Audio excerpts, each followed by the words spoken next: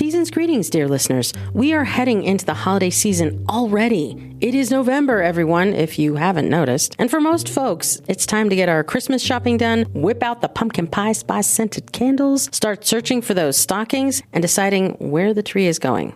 Yeah, there's a lot going on, no matter what it is you're celebrating. And there are lots of people running around preparing for a time that is supposed to be joyous. And for others, whether it be the first holiday season or several, Thanksgiving and Christmas, it can be a reminder of those who can't be gathered around our table celebrating with us. And between the holiday planning, menu preparations, decorating, and still meeting the demands of work and parenting on top of it, the holidays are probably one of the most stressful times of the year. No doubt. I mean, I get stressed just thinking about it. No kidding. He really does look stressed right now. So what can we do to beat the holiday blues? Well, I hope you don't mind if I share this, but I found it to be a great way to relieve stress. We got ourselves several cans of Play-Doh. You'd be surprised, how much better you feel after mashing up some Play-Doh. Mash it up. Mash it up. The other thing I'd recommend, since there are fewer daylight hours, if you can be outside in the sunshine, do it. If there's sun out, be out in it. Even if it's only for a few minutes. Usually during the winter, everyone's inside and it gets dark so early. So you got to take advantage of those opportunities to get some wintertime sun on your face. On your face. On your face. It's all about the vitamin D. That's it's true. all about the vitamin D. That's true. And it actually fights, the vitamin D boosts your immune system. Boosts your immunity. Yeah, feels great being out in the fresh air. I try and get him out often. I tell him, just go outside. Go outside. I do. There are lots of places to go. And quite frankly, people don't judge about the Play-Doh because it does. It feels good to squish it. Yeah, squish it in your hands. Feel that squishy Play-Doh between your fingers. And the smell will bring you back. All you Gen Xers out there. As soon as you pop open the can, you'll know. It's like, whoa, it'll take you right back. Right back. I'm 5 years old. Actually, I do enjoy it. I still love smelling that stuff. And this is great if you have kids. You get to be a kid sometimes too. I think. Absolutely. I think that's really why parents have children, so that they can just remind themselves what it is to be young and not stressing. Stress-free. That's the idea here. But it's so funny that you talk about getting out in the sun. And I know we have listeners out in Tennessee. Hello. Shout out. On the East Coast, because my best friend, she lives on the East Coast in Connecticut. And she often talks about how most of the time they do not go outside during the winter. They are literally, they talk about being quarantined. It's not a thing out there. She's like, that's the one thing I noticed when I was in college in Colorado. The climate is such that you guys are like outside walking around in shorts and it's December. And I'm like, like, what's the big deal? Why is that but apparently it is a thing because here in Colorado, and I guess you would have that also, especially in Arizona, parts of Texas, you can do that. Even New Mexico, I think they have, some nice winter days. Maybe that's not a thing. If it's not a thing, even if there's snow on the ground, you can still go outside on your porch and soak up some rays. Yeah. Just bundle up. Yeah. And maybe come out to Colorado. Say hey. Yeah, we have some interesting winters. So depending on where you live, you might not get as much sunshine, but, definitely take advantage. Take advantage of it. Get outside, sit out on that deck, sweep the snow off your deck. I don't know. Grab some cider, sit down with your sweetheart. I don't know. But get outside no matter what, even if you don't have Colorado weather. I mean, I know. I will tell you, we have 300 days out of the year that are sunshine. It's nice. Yeah. Come visit us. Yeah. So in addition to those tips, I found 5 more from the Mayo Clinic. Are you ready? I'm ready. So their top 5, number 1, this seems so obvious, but just plan ahead. It's about organizational skills. There's nothing quite like the stress of just like scrambling at the last minute when you know you got to do something. Like we often do. I'm a notorious procrastinator, and it does cause a lot of stress. So to the extent it's possible, plan ahead. It'll make your life a lot easier and holidays a lot more enjoyable. Get everybody's schedule together, right. Plan a menu for what, and then write that list down. Write your grocery list well ahead of time so that it's just grab and go. Yep. And you're off to the store and running. Plan ahead. Number 2, This is a hard thing for a lot of people just in general, but just say no. People don't like to say no. That's just in general. People just don't like to say no. Because you feel so obligated, but you got a lot on your plate. You got work, you got kids, you got things to plan for your own family. So yeah, sometimes you got to say no. Just do it. Number 3, plan spending.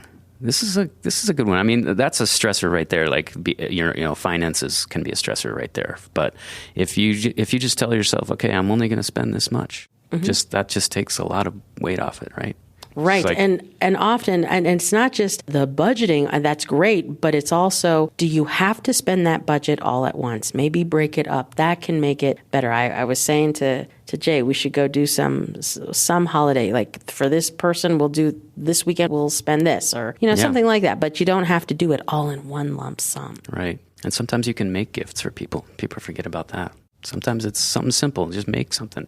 Number 4, create relaxing surroundings. This can be tricky, but it doesn't have to be difficult. A lot of times we're just in the hustle and bustle of things and forget, like, just, hey, music, candles, open a window, just little tiny things. It doesn't even take any effort whatsoever, but it's just like it changes your mood and your attitude.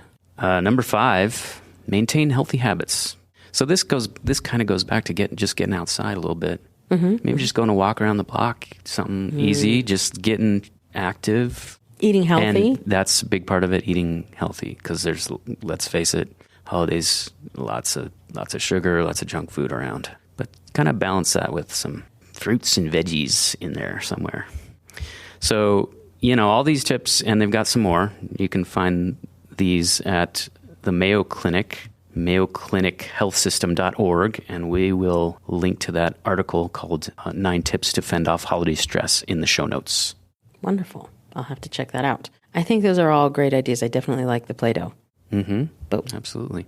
We implemented that a while ago. So, talking about stressors, I got to tell you folks, grief is a big stressor, and I don't think people pay attention to that enough. They just think, well, that's just grief or depression. It's not stress, but it is. Any form of grief can actually be a stressor on the body. And, your immune system can go down. And I've known other parents who have lost children of all ages, including adult children. And it's really hard to get excited about the holidays if certain memories that brought you so much joy are actually bringing you more heartache. Right.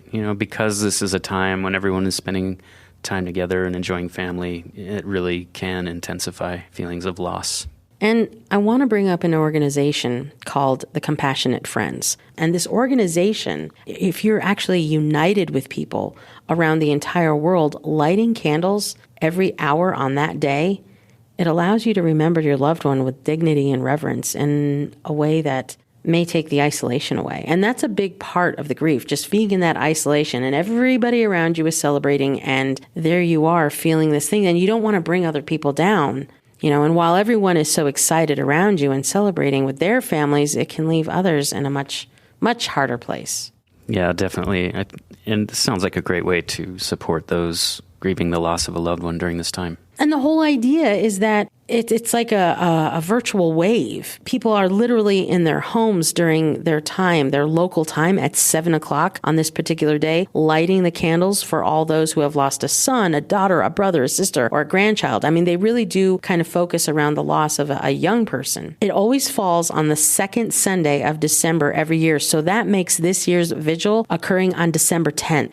And so people have started local gatherings in different cities. Like they'll actually show up in person. It's not all virtual, but most of it is, which makes it convenient, especially during COVID and quarantine and everything, or if you just have the flu. But you can upload your loved one's name and leave a message for them to the virtual remembrance book on their website at compassionatefriends.org. And the book opens up on December 1st, every year, December 1st, and goes through the 17th, where you can leave your messages. And they also have a Facebook page where you can add photos. And the only chapter here in existence in Colorado is actually in Pikes Peak. They gather and they start that vigil at 7:00. But the one thing to remember is that you don't have to do anything you don't want to. unless you have little ones that you're helping through the grief as well. If you're older and an empty nester, you don't have to put up the tree. And this is what Jason was saying, like when, you can say no. It doesn't mean always saying no to other people. You can say no to putting up that tree if it's too hard. You can, that first year, I think I attempted to put up the tree when I lost my son. Mm-hmm. And then I took it right down. I was like, are you kidding? No. Right. It's okay.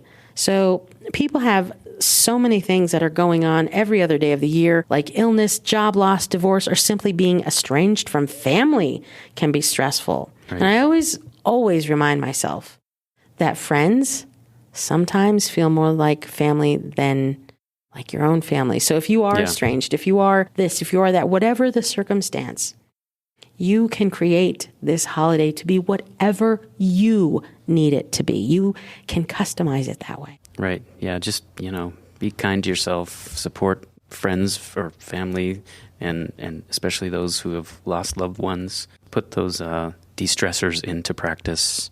Get the Play-Doh. Get out the Play-Doh. But there's so many ways that we can not make the holidays the most stressful time of the year. And a lot of it is doing the little things that will make yourself feel better, good, relaxed. Take out that book that you haven't gotten read. Give yourself permission. That's a big one. Yes. Yeah, make time. And often we don't think that's allowed. Mm-hmm. They even have a hotline now. Can you believe this? So if just de-stressing on your own is not enough and you need some help, damn, they make that easy today. They even have a hotline where people can text for help. You don't have to call anybody. They don't have to listen to your voice if you're self-conscious because, you're ugly crying or something. And it does happen, man. You could be ugly crying and the snot is flowing everywhere. And if you don't feel like actually live talking to somebody, you can text them. It's a crisis text line. And you text MHA to 741-741 to access mental health, and it's available. It's free 24/7 to connect with a counselor who will sit there and text with you if you are like ugly crying. Just in a moment of need. Yeah, you don't even have to call anymore. You can just text them. Right. That is a good service. I was surprised. MHA to 741-741. That's 741 twice. So, so just remember, no matter if you're feeling anxiety or depression or loss, there are resources available. Of course, we will provide links to those, including the Mental Health America website, compassionatefriends.org, the Brain and Behavior Research Foundation, and even the 988 Suicide and Crisis Lifeline for severe cases. So everyone have a wonderful and safe Thanksgiving. Remember that Deep Spinach will not be posting an episode the week of the 23rd, but we will be back December 1st for our fall season finale. Take care, everyone. Deep Spinach is a production of the Javi Media Network, on the web at javimedia.net. Have a question or comment? Send us an email, info@javimedia.net. You can listen to Deep Spinach on popular podcast platforms, including iHeartRadio, Apple Podcasts, Google Podcasts, Spotify, Amazon Music, Audible, and Pandora. Send us a postcard, artwork, photos of strange creatures caught on camera, or any other curiosity you can think of to Javi Media Network, P.O. Box 519, Meade, Colorado, 80542. And as always, thanks for listening.